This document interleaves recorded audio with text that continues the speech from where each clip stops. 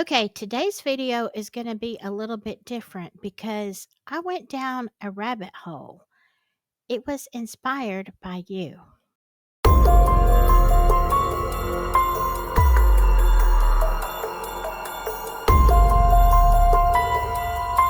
Well, hello, my spooky friends. Yeah, so as I was going through all of your letters and comments and stuff like that, I came across one letter that I wanted to share with you because it started out as just like maybe a ghost story.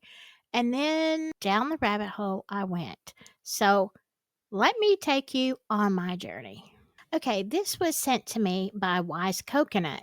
Dear Silky, have you ever experienced losing something that you know was right there? You know what I mean. Setting your keys down, and without walking away, those keys seem to disappear. There are endless variations on that theme. Yes, there are. Yet you have no proof that your recollection is correct, and in the hustle and thoughts of life, you could, however unlikely, simply be wrong. If you are in a haunted house or other paranormal zone, that missing object is likely to reappear in some odd place. The refrigerator or under the front seat of your car. It is probable that you have become so used to these shenanigans that you are barely bothered. But what if these occurrences were because of something else entirely? I cannot say what that thing might be, but I can tell you of my own experiences on my sailboat. My husband and I often joke that a sailboat is just a hole in the ocean. It is not a large place, but a snug place like a warm hobbit hole. Still, because our boat isn't large, stuff goes missing. Usually we think it is because we have simply forgotten which cubby or locker we stored the missing object in. Just today, however, I was reminded of how truly bizarre missing objects can be on our boat. I discovered that the battery compartment cover on my digital scale had come off. The cover itself and one battery was missing. The cubby where the scale is stored holds a few bowls and the scale. The cubby is about 10 inches square by 12 inches tall. So I took everything out of the cubby and checked every bowl. The cover and battery were just gone. Absolutely gone. This cubby is like a box, and the only open part way on the front, so the missing items didn't roll to the next cubby or onto the floor. They were just gone. There was nothing I could do about it, so I just put everything back into the cubby. About 2 hours later, I was in the galley, a space about 5 foot square, when I heard blink. On investigation, I discovered the missing battery cover and battery in a bowl that I had just used while preparing our lunch. In other words, that battery cover and battery couldn't have been missed as I had just used that bowl to hold sliced mushrooms. Where did the battery cover and battery go for 2 hours? There was also the time I lost a sweater. It was a particular favorite, and on a small boat, you wear things over and over because you don't have big closets. I had taken off this sweater one day and put it on my shelf. Hours later, I couldn't find the sweater. It remained missing for over a year. When it did turn up, it was on the shelf behind the settee in the main cabin, a shelf in full view of everyone. Yet neither me nor my husband had seen the sweater on the shelf. Was the sweater really on that shelf for a year? It seems unlikely. And my husband is not a liar or a prankster either.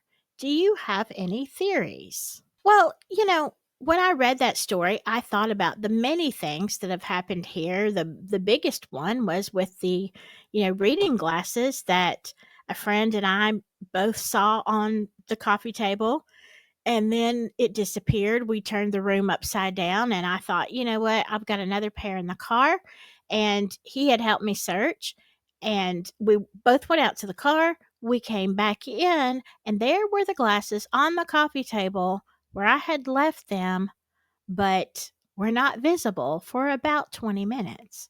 So, yeah, I understand. And I've had things like that. Things show up in shelves and I always think, okay, it was one of my kids, right? You have to think there's some logical explanation. But, you know, when you were saying this, I thought, well, you know what? Let me ask my buddy Grok. Now, if you don't know, I love Grok. Like, I ask Grok everything. So I began to wonder if searching the web, there could be some other theories or explanations. And boy, did I go down a rabbit hole. So here was my initial question to Grok. People tell me paranormal stories where objects are missing and then return in a weird place. They sometimes believe it can be ghostly interference. What kind of spirits do this? Now, Grok says one common culprit is the poltergeist, a noisy spirit known for moving things around, causing chaos, and generally being a nuisance. And Grok said they're often linked to physical disturbances, like keys vanishing from a table only to show up in a shoe later. Now, this is where it gets interesting. Another possibility is fairies or trickster spirits, depending on the cultural lens.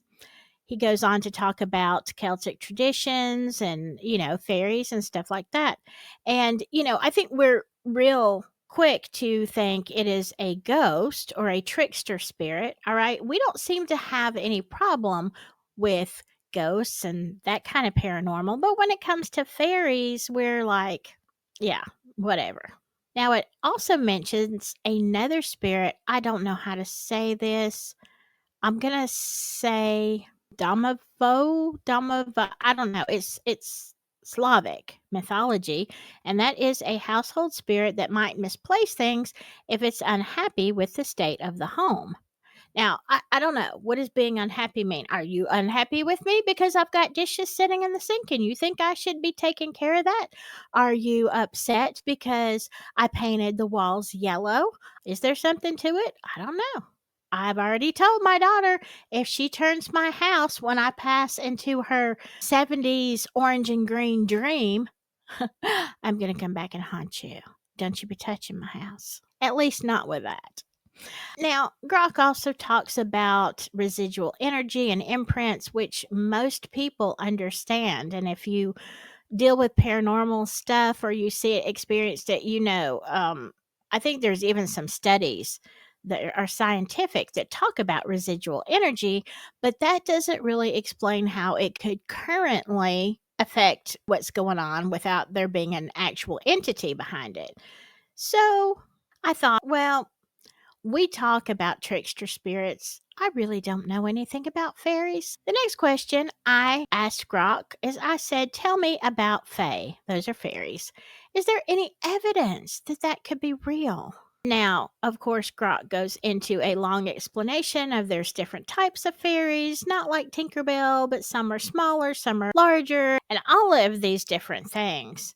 In Ireland, I can't even say this word, like this series of words, but it is a mythical race of godlike beings who retreated to the fairy mounds after humans took over. You've got pixies in Cornwall, the Sidhe, and Scotland. And according to some people, they can be the size of humans and can even look like humans. Basically, they're all tricksters. And as wild as this sounds, Grok is talking about that there is a mountain of anecdotal accounts stretching back centuries. But one of the last things Grok says is anthropologists point to how consistent the stories are across disconnected cultures, which is curious. I begin to think of all of these other things, the cryptids and things that have been very much spoken about and documented about other creatures. So, I went to Reddit. So I thought, "Mm, let me see." Because I had an experience that was kind of weird. If you've been watching this channel, I've said a lot of times the first day that I came on the grounds, it was so magical. Like, even being 100% present in reality, it was such a magical place that I said if I had seen little fairies in the bushes, I wouldn't have thought anything of it. I would have just said, "Oh, look, it has fairies." That is how unique Avalon Cottage is. Now, what I may have said in one of my first couple of videos, I don't know if I even mentioned it or if I just showed a picture. Right after I closed on the house, I was here painting and cleaning and doing stuff. I wasn't moved in yet. On my 3rd day here, I was walking out to the road down my hill, and I think to put something in the trash can that was at the road. And right there by my mailbox, not as if it had been tossed out of a window, like placed very intentionally, it seemed, was this little plastic wand like you get at the dollar store. It was silver and it had a little pink star or something at the top of it. It looked like fairy godmother vibes. But I only have two close neighbors. One was a lady on the right of me, and the other one was a man who he was a nice guy, but definitely not would have placed this. Now, I don't know why this other woman would have placed it there. So I'm thinking, where did this wand come from? And I looked at it and I thought, it's like a fairy wand. So I get my daughter out of the house and I'm just like, I don't know what's going here. I didn't say a word to her about fairies or anything like that.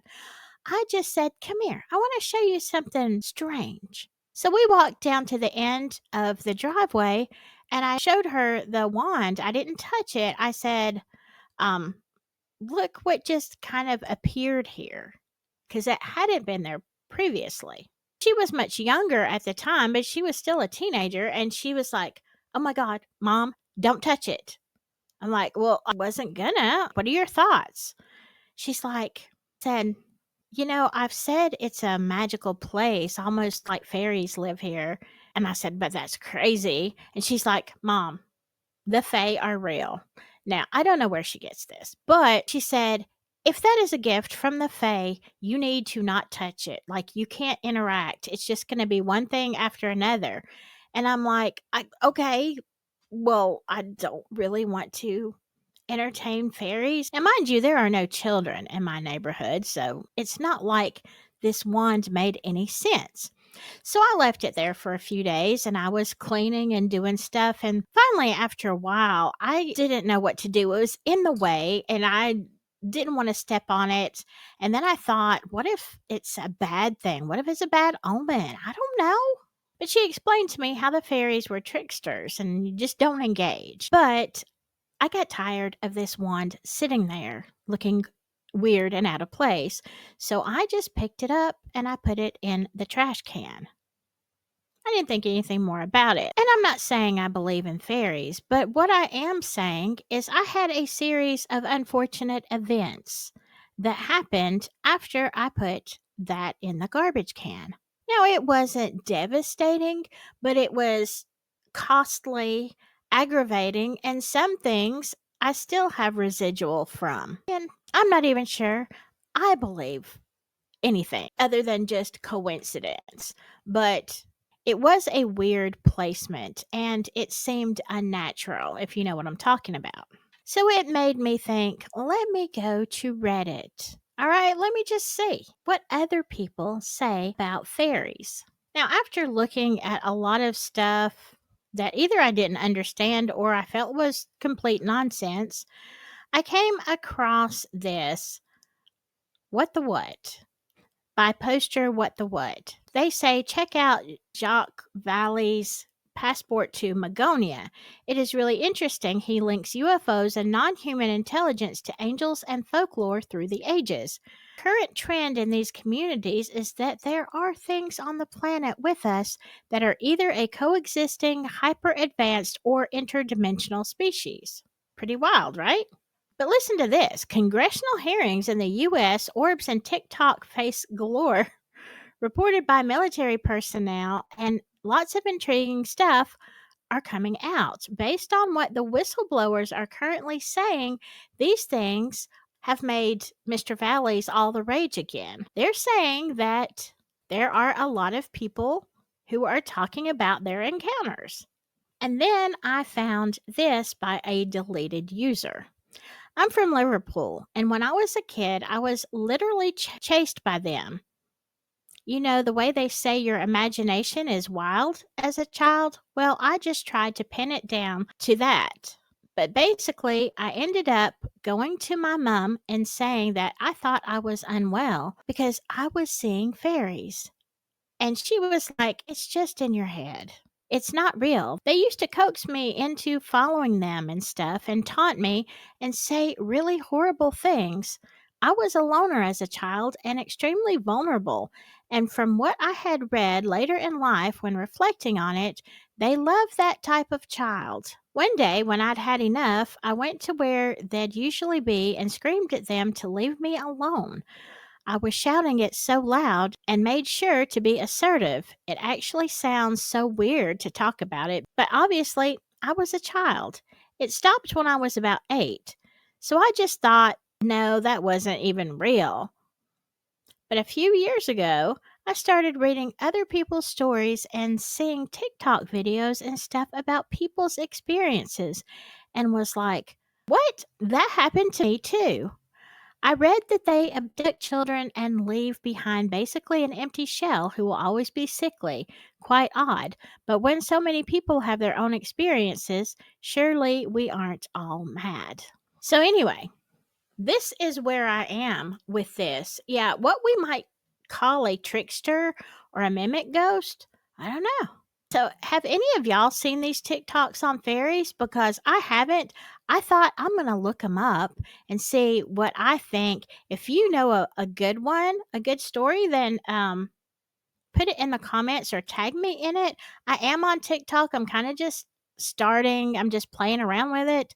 But it's Spooky Southern Tea. I would like to know what you think because, if you believe in the paranormal and you have experiences, then a lot of people laugh at you for stuff and you really don't know what's up.